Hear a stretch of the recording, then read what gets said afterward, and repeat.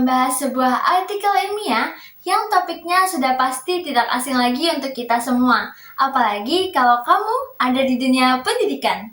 Artikelnya berjudul Proses Penerapan Inovasi Pendidikan dalam Konteks Kurikulum Merdeka di Sekolah Dasar yang diterbitkan pada tahun 2024. Oke, langsung saja kita bahas. Jadi, artikel ini berangkat dari sebuah fakta bahwa dunia pendidikan terus berkembang dan berinovasi. Salah satu bentuk inovasi terbesar yang terjadi belakangan ini adalah hadirnya kurikulum merdeka yang digagas oleh Nadiem Makarim selaku Menteri Pendidikan dan Kebudayaan. Kurikulum ini hadir untuk memberikan fleksibilitas dalam proses pembelajaran lebih berfokus pada materi esensial, mendorong kreatif siswa, dan menyesuaikan diri dengan kebutuhan generasi yang sudah sangat akrab dengan teknologi.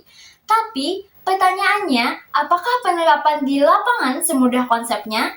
Untuk menjawab pertanyaan tadi, para peneliti menggunakan metode kualitatif dengan pendekatan studi kasus. Data dikumpulkan langsung melalui observasi dan wawancara di salah satu SDN di Kabupaten Bogor yang sudah menerapkan kurikulum merdeka. Selain itu, penelitian ini juga didukung dengan studi kepustakaan dari berbagai jurnal dan artikel terpercaya.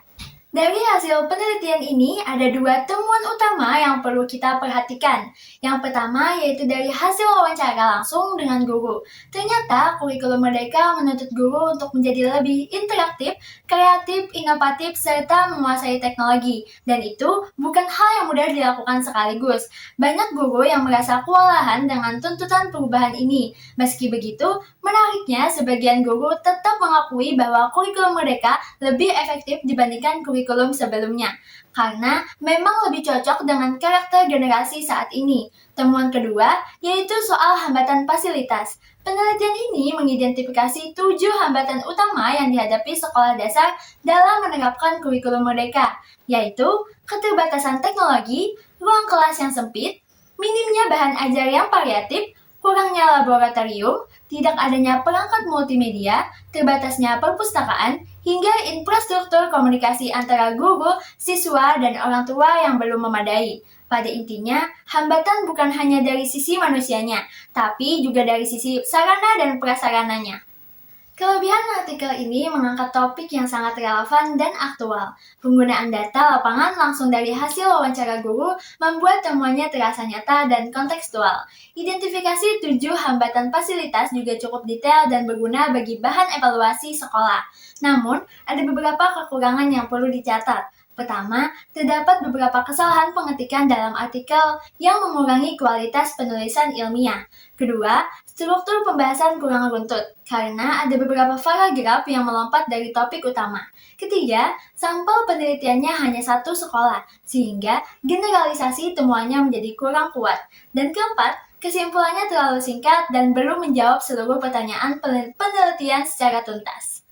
Secara keseluruhan, artikel ini memberikan gambaran yang cukup nyata tentang bagaimana inovasi pendidikan melalui kurikulum merdeka diterapkan di sekolah dasar.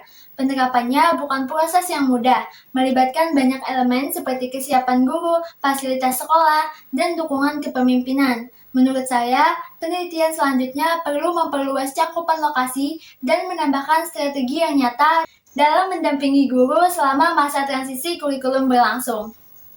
Oke, itu tadi hasil analisis dari artikel tentang proses penerapan inovasi pendidikan dalam konteks kurikulum merdeka di sekolah dasar. Semoga video ini bisa menambah wawasan kita semua, terutama dalam memahami tantangan nyata yang dihadapi para guru di lapangan.